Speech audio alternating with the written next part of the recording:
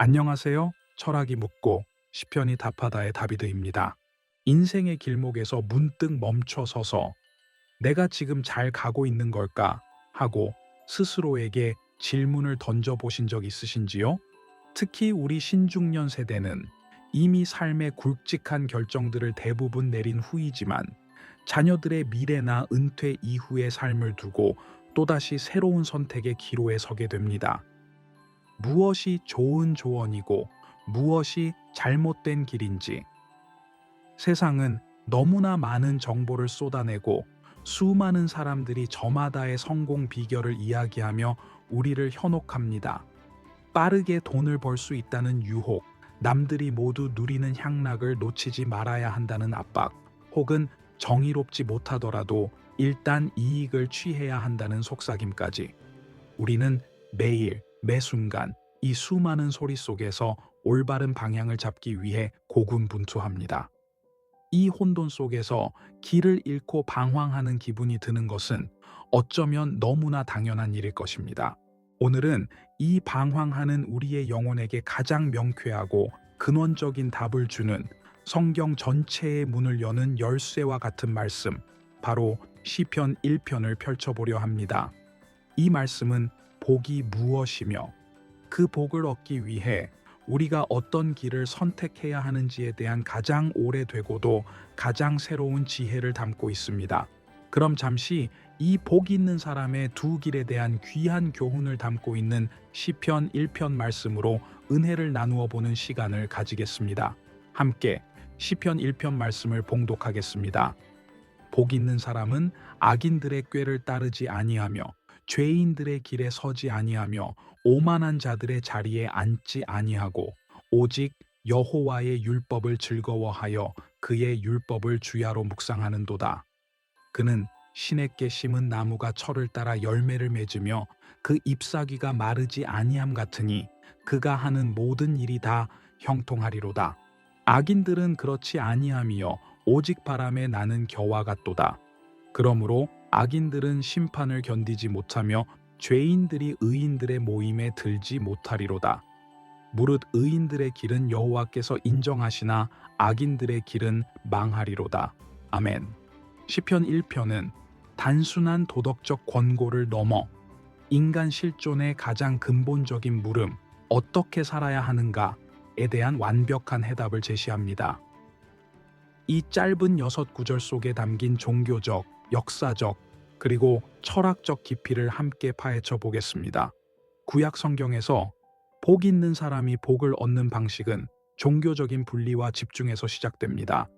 분리, 복 있는 사람은 악인의 꾀를 따르지 않고 죄인의 길에 서지 않고 오만한 자의 자리에 앉지 않습니다. 이 세 가지 동사, 따르고, 걷고, 서고, 앉는 것은 죄악의 길로 점진적으로 깊이 들어가는 과정을 묘사합니다. 처음에는 그저 그들의 조언을 듣다가 결국 그들의 방식에 참여하게 되고 나중에는 그들의 가르침을 수용하며 안주하게 되는 것입니다. 다윗의 시대의 율법은 곧 생명의 길이었으므로 이 악인들의 꾀는 곧 하나님의 말씀에서 벗어난 모든 인간적 지혜나 세속적 가치를 의미했습니다. 집중. 반면 복 있는 사람은 오직 여호와의 율법을 즐거워하여 그의 율법을 주야로 묵상합니다. 여기서 율법은 단순한 법 조항이 아닙니다. 그것은 하나님의 가르침, 곧 하나님의 뜻 전체를 의미합니다. 하나님과의 관계 자체를 즐거움으로 삼고 그분의 말씀을 밤낮으로 되새기는 것, 이것이 진정한 복의 근원입니다. 이 시편은 놀랍게도 서양 윤리학의 근간을 이루는 철학적 관점과 정확히 일치합니다. 고대 그리스의 철학자 아리스토텔레스는 인간 삶의 궁극적인 목적을 에우다이모니아, 즉 잘 사는 것, 번성하는 것 또는 최고의 행복에 두었습니다. 에우다이모니아는 일시적인 쾌락이 아니라 덕을 따르는 삶의 활동을 통해 얻는 영혼의 번성 상태입니다. 시편 1편에 복 있는 사람이 바로 이 번성하는 삶을 사는 사람입니다. 3절은 이를 완벽한 이미지로 표현합니다. 신에게 심은 나무가 철을 따라 열매를 맺으며 그 잎사귀가 마르지 아니함 같으니가 바로 복 있는 사람의 모습입니다. 중요한 것은 이 번성이 우연이 아니라는 점입니다. 실존주의 철학자들은 인간은 매 순간 선택을 통해 자신의 본질을 만들어 간다고 보았습니다. 시편 1편의 복 있는 사람 역시 악인의 길을 의도적으로 거부하고 율법을 의도적으로 즐거워하고 묵상하는 능동적인 행위를 통해 그 번성의 상태에 이르는 것입니다. 복은 단순히 주어지는 것이 아니라 철저한 자기 성찰과 말씀에 대한 집중이라는 윤리적 행위를 통해 획득되는 것입니다. 악인과 의인의 길은 단순히 도덕적 구분이 아니라 궁극적으로 어떤 실존적 결과를 맞이할 것인가를 보여주는 두 가지 존재 양식의 대비인 것입니다. 자, 이제 이 두 길의 교훈을 우리 삶의 현실적인 고민에 적용해 보겠습니다. 우리 중년 세대는 세상의 풍파를 겪으면서 수많은 불안정을 경험합니다. 건강의 악화, 경제적 파고, 자녀 문제 등 어느 것 하나 바람잘 날이 없습니다. 마치 뿌리를 내릴 수 없는 모래 위에 서 있는 것만 같습니다. 이때 3절의 말씀은 우리에게 확고한 안정감을 약속합니다. 그는 시냇가에 심은 나무가. 여기서 시냇가는 끊임없이 생명력을 공급하는 원천, 곧 하나님의 말씀과 은혜의 통로를 상징합니다. 나무는 스스로 물을 찾아 헤매지 않습니다. 이미 물가에 심겨져 있습니다. 이것이 우리에게 주는 가장 큰 위로는 우리가 완벽할 필요가 없다는 것입니다. 우리가 해야 할 일은 노력해서 물을 길어오는 것이 아니라 자신을 말씀의 곁에 심어두는 것입니다. 매일 아침 성경을 펴고 잠자리에 들기 전 짧게라도 주님의 말씀을 묵상하는 행위 자체가 우리를 신에게 심는 영적인 행위입니다. 그러면 철을 따라 자연스럽게 열매를 맺고 어떤 시련에도 잎사귀가 마르지 않는 영적 강건함을 주께서 책임져 주십니다. 우리의 형통은 우리가 일해서 얻는 성과가 아니라 말씀에 붙어 있음으로 얻는 결과입니다. 반면 악인의 길은 4절에서 바람에 나는 겨와 같도다 라고 표현됩니다.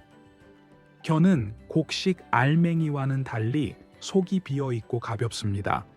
보기에는 곡식과 함께 쌓여 있는 듯하지만 바람이 불면 가장 먼저 허무하게 날아가 버립니다. 이것이 바로 세상의 헛된 성공과 쾌락이 가진 본질입니다.